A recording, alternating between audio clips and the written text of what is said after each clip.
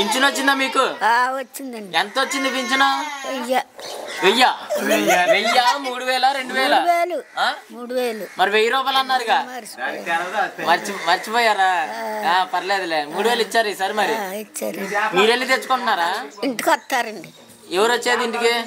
వాలంటీర్లు వస్తారండి. వాలంటీర్లు వచ్చారు. అంతకుముందు ఎలా తీసుకున్నారు? అంతకుముందు తక్కువ. అక్కడికి వెళ్ళి తీసుకునేవాళ్ళం. పంచాయతీ కాడ కొన్నాళ్ళు తీసుకున్నాం. తర్వాత వాలంటీర్లు వేసాక వాళ్ళ ఇంటికి కట్టుకొచ్చి ఇస్తున్నారు. మరి అక్కడికి వెళ్ళి తీసుకోవడం బాగుందా, ఇంటికి రావడం బాగుందా? బాగుంది. మరి అనవసరంగా ఇంటికి వేస్తున్నారు అంటున్నారు. లేదు, ప్రజల్ని సోమరపోతులు చేస్తున్నారంట. లేదు, మరి ఎవరిని చేస్తున్నారు? మాకు మట్టుకు బాగానే వస్తుందండి. మాకు ఇక్కడ వాలంటీర్. మరి ఈసారి ముఖ్యమంత్రి ఎవరైతే బాగుంటుంది అనుకుంటున్నారు? ఎవరికి వేయమంటే ఆరికి వేస్తామని మాకేం తెలుసు. అదేంది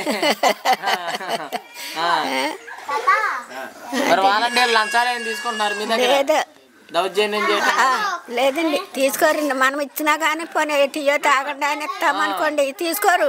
తీసుకోదు. మా వాళ్ళండ్రు బెన్ని కూతురు అని పొడపట్టోళ్ళ పిల్ల. ఆ పిల్ల మరి చంద్రబాబు గారు అన్నారు నన్ను గెలిపించండి, ఆడవాళ్ళకి ఫ్రీ అన్నారు, ఇంటికి 3 గ్యాస్ బండ్లు కూడా ఇస్తా అన్నారు కదా. మరి చంద్రబాబు గారు మాకున్నాయండి బండ్లు. మీకున్నాయి బండ్లు ఉన్నాయండి, 2 బండ్లు ఉన్నాయండి. ఎవరు గెలిస్తే బాగుంటుంది ఎలక్షన్స్ లో? ఆబ్వియస్లీ జగన్ అనుకుంటున్నాను. జగన్ గారు. ఎందుకని జగన్ గారు అన్న?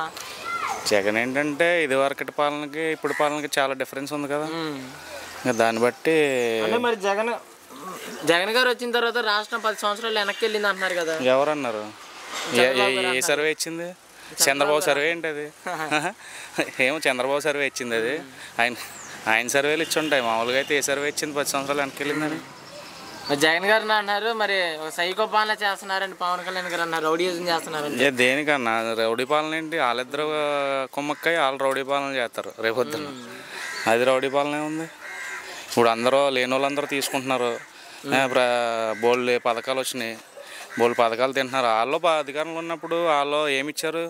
ఏదో వాళ్ళు దిగిపోయేటప్పుడు పసుపు కుమ్మకాన్ని 10,000 అంతా ఆడేశారు ముఖానికి, అంతే కదా. ఓట్ల కోసం 10,000 కోసమే చూశారు. ఏముంది? ఇప్పుడు జగన్ గారు కొన్ని పథకాలు పెట్టారు కదా, ఆ పథకాలు ఎలా అనిపిస్తున్నాయి? అంటే మంచివేనా? అలా పథకాలన్నీ మంచిగా. ఇప్పుడు పథకాల పేరుని పక్కన పెడితే నాడు నేడని స్కూల్స్ అభివృద్ధి చేశాడు. అది ఒకటి సరిపోద్ది ఆయన, నాకు తెలిసి ఆయన సీఎం అయినందుకు.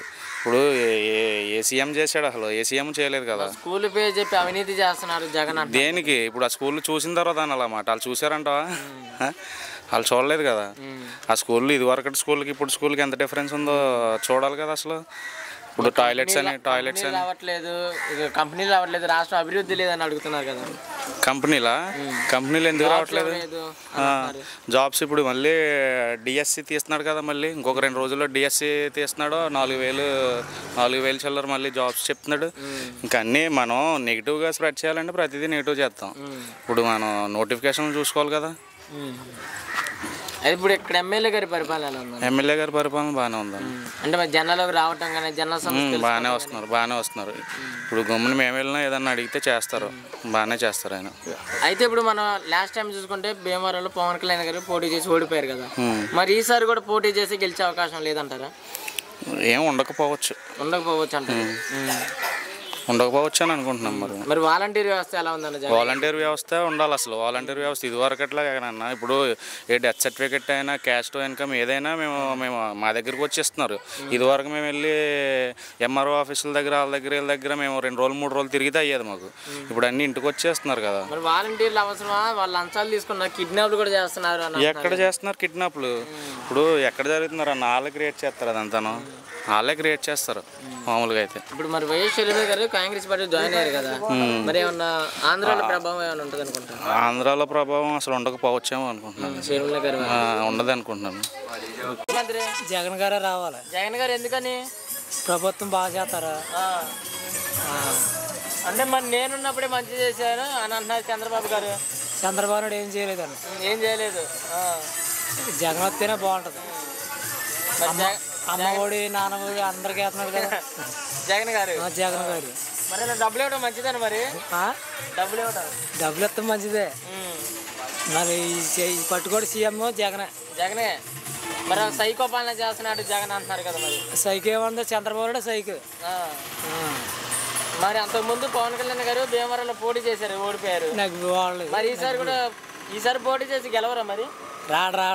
రాడు. మరి మీ ఎమ్మెల్యే గారు ఎలా చూసుకుంటున్నారు మిమ్మల్ని?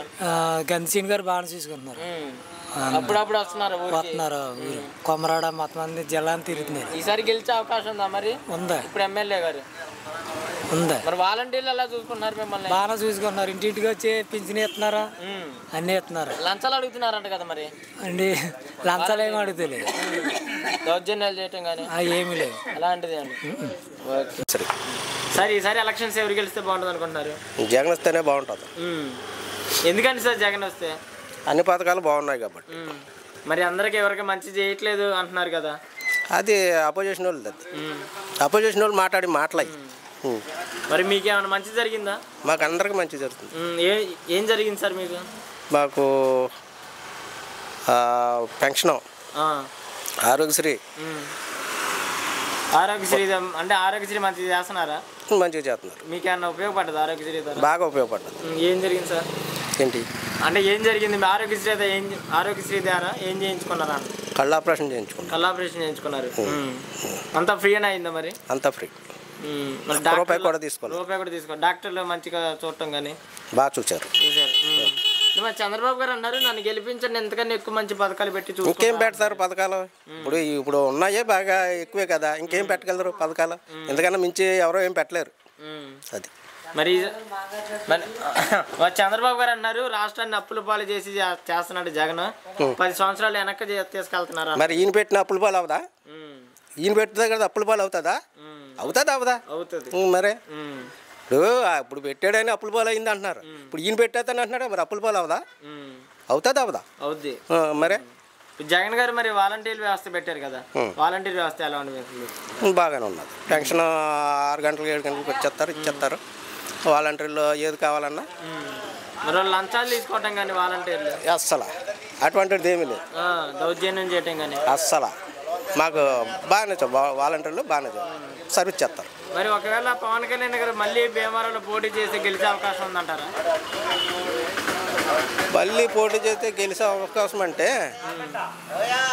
ఇక్కడైతే లేదు. ఇంకెక్కడన్నా అంటే ఉండొచ్చేమో కానీ ఇక్కడైతే ఉండదు.